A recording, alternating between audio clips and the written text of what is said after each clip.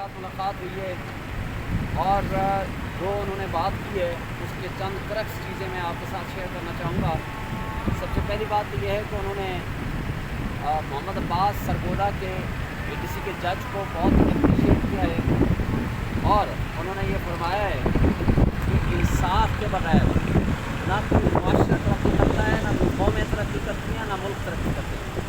इसलिए सबसे बुनियादी चीज़ है कि रूल ऑफ लॉ इस मुल्क में कायम होना चाहिए। आइन की बालादस्ती, कानून की हुक्मरानी और निज़ाम इंसाफ की बेहतरी ये बुनियादी जुज़्व हैं जिसके बगैर इन्वेस्टमेंट नहीं आ सकती। लिहाजा आज जिस तरीक़े से ये बजट पेश हुआ है और जिस तरीक़े से ये तर्ज हुकूमत चल रही है, ये इस तरह मुल्क नहीं चलते, इस तरह कौमें तरक्की नहीं करती, इस तरह पाकिस्तान का निज़ाम इंसाफ दुरुस्त नहीं हो सकता। इसलिए मैं समझता हूँ कि उन मुअज़्ज़ज़ 6 जज साहबान इस्लामाबाद हाई कोर्ट के जिन्होंने चीफ जस्टिस को ख़त लिखा था और उसके ऊपर एक्शन हो रहा है, और इसके ऊपर आज इमरान खान साहब ने ये भी कहा है कि चीफ जस्टिस काज़ी फाइसा साहब ने फरमाया था कि मेरे ज़माने में यानी उनके टेन्योर में कोई इंसाफ के रास्ते में इंटरफेरेंस नहीं हुई, कोई निज़ाम इंसाफ में किसी तरफ से अटैक नहीं हुआ। लेकिन आपने देख लिया मोहम्मद अब्बास के इस ख़त के बाद जो chief justice Lahore high court को लिखा गया, क्या chief justice of Pakistan Qazi फाइसा साहब इस पर एक्शन लेंगे?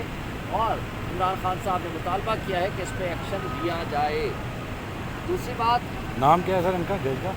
मोहम्मद अब्बास सरगोदा के जज। दूसरी बात, जिस तरीके से जो सच बोलने वाले सहाफ़ी हैं, जैसे इमरान रियाज के साथ एहराम की हालत में जो उसको गिरफ्तारी के तैब और ज़्यादती की है, उसकी शदीद मज़म्मत की है। और वो ये कह रहे हैं कि सहाफ़ियों को, सबको, पॉलिटिकल पार्टीज़ को, सबको, आवाम को इकट्ठा होकर इस नाइंसाफ़ी के ख़िलाफ़ आवाज़ उठानी चाहिए और उनको इकट्ठा हो जाना चाहिए कि ये क्योंकि ये आज 25 करोड़ आवाम की एग्जिस्टेंस, उनके वजूद का सवाल पैदा हो गया। फिर उन्होंने ये भी कहा कि आज देखें ISI का काम होता है अपने मुल्क की हिफाजत करना, मेरी और आपकी, हमारे वो टैक्स के पैसों से हम उनको पैसे देते हैं। उनका काम है कि हमारी हिफाजत करें, वो इंटेलिजेंस रिपोर्ट्स बुनियाद पे दहशतगर्दी के ख़िलाफ़ कार्रवाइयाँ करें, वो हमारे हिफाजत करें, हमारे बॉर्डर्स की। जे जाए के तो हमारे अपने लोगों को उठाएँ, अज़हर मशवानी के 2 भाइयों को उठा लिया, शहबाज गिल के भाई को उठा लिया, और इस तरह PTI के कई कारकुनान को उठा दिया गया। ये गलत तरीके से उनको सिर्फ PTI को डिसमेंटल करते हैं, PTI के कारकुनान को उठाने के लिए इस्तेमाल किया जा रहा है, जिससे हमारे मुल्क में रूल ऑफ लॉ का जो इंडेक्स है वो ख़त्म हो रहा है। पाकिस्तान में निज़ाम इंसाफ के ऊपर सवालिया निशान उठ रहे हैं और पाकिस्तान की फ़ौज, उसके ऊपर सवालिया निशान उठ रहे हैं और पाकिस्तान की फ़ौज इस ज़रिए से बदनाम हो रही है। और इस तरीक़े से ना इन्वेस्टमेंट आती है, ना लोग सरमायाकारी करते हैं, बल्कि कैपिटल फ्लाइट हो रहा है, पाकिस्तान से पैसा सारा मुल्क से बाहर जा रहा है। फिर उन्होंने ये भी फरमाया कि आप ये देखें कि जो दुबई लीक्स हुई या गंदम स्कैंडल हुआ, क्या इस हवाले से नैब का काम नहीं था कि उसके ऊपर वो फौरी तौर पर FIA और नैब उसकी इंक्वायरी करें? वो सन्नती की फैमिली के पास या उनके पास इतने पैसे कहाँ से आए, उसका मनी ट्रेल कहाँ है, मनी लॉन्ड्रिंग के जरिए पैसे गए हैं तो क्यों गए हैं, और उनके खिलाफ कोई एक्शन हुआ? साबिक जर्नैलों ने प्रॉपर्टीज़ बनाई हुई हैं, क्या उनसे पूछा गया? क्या नवाज शरीफ की फैमिली के प्रॉपर्टीज़ हैं, उनसे पूछा गया? और मीडिया रिपोर्ट कर रहा है कि मरियम नवाज़ का कोई मसाज सेंटर है, क्या उससे पूछा गया? और क्या राव अनवार, जो जरदारी साहब अपना बच्चा उसको कहते थे, वो उसकी पता चला रिपोर्ट ये है कि 77 प्रॉपर्टीज़ हैं, शर्जील मेमन की फैमिली के नाम भी हैं और उनके मुलाजमीन के नाम भी हैं।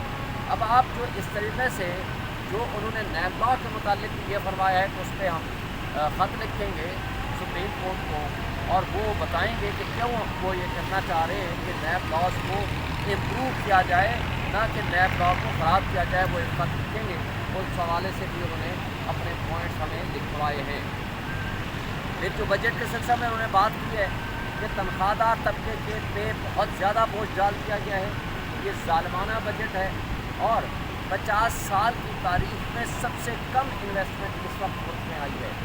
اور انہوں نے یہ بھی بتایا ہے کہ اس وقت دیکھیں نیب کے حوالے سے جب انہوں نے بات کی کہ بہت سوالیہ نشان اٹھتے ہیں تو سپریم کورٹ نے جب پوچھا کہ اگر یہ نیب ترامیم رہتی ہیں تو اس سے آپ کو فائدہ ہوگا. انہوں نے کہا کہ میری ذات کو تو فائدہ ہو جائے گا لیکن ملک دیوالیہ ہو جائے گا. اور انہوں نے اس کی وجہ یہ بیان کی کہ دیکھیں قانون کا مس یوز روکنا چاہیے, مس یوز آف پاور روکنی چاہیے. قانون کا جو غلط اطلاق کرتے ہیں ان کے خلاف سپریم کورٹ کو ایکشن لینا چاہیے, نہ کہ قانون ختم کر دینا چاہیے. اس کا نقصان ملک کو ہوگا. انہوں نے پھر یہ بھی بتایا کہ جب سے نیب بنا 17 سال میں یعنی 2018 تک 17 سال میں صرف 295 ارب روپے نیب نے اکٹھے کیے, ویرز عمران خان صاحب کے 3 سال کے زمانے میں 480 ارب روپے اکٹھے کیے. ویرز 1100 ارب روپے مزید اکٹھا کرنا تھا جن کے کیسز ابھی میچور ہو چکے تھے, لیکن ان کیسز کو ختم کر دیا گیا نیب لا کو تبدیل کر کے ان لوگوں نے جن کے اپنے پرسنل اسپیسیفک کیسز تھے.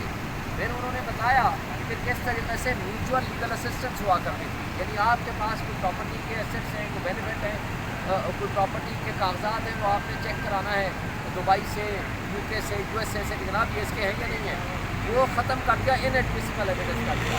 اس کا نقصان یہ ہوا کہ آپ منی لانڈرنگ سے یہاں سے پیسہ لے کے باہر بھاگ جائیں اور وہاں سے جو بھی پراپرٹی آپ کے پاس اس کی ایویڈنس آئے آپ اس کے اوپر میوچل لیگل اسسٹنس لے نہیں سکتے, اور اگر لے لیں تو اس کو عدالت میں ثابت نہیں کر سکتے کیونکہ وہ ان ایڈمیسیبل ایویڈنس ہے. اس طریقے سے جو پیسہ ملک سے باہر چلا گیا یا جا رہا ہے, ان چوروں اور ڈاکوؤں نے اپنے صرف مفادات کی خاطر, اپنے کیس ختم کرنے کی خاطر یہ سارا نیب لا کو تبدیل کیا.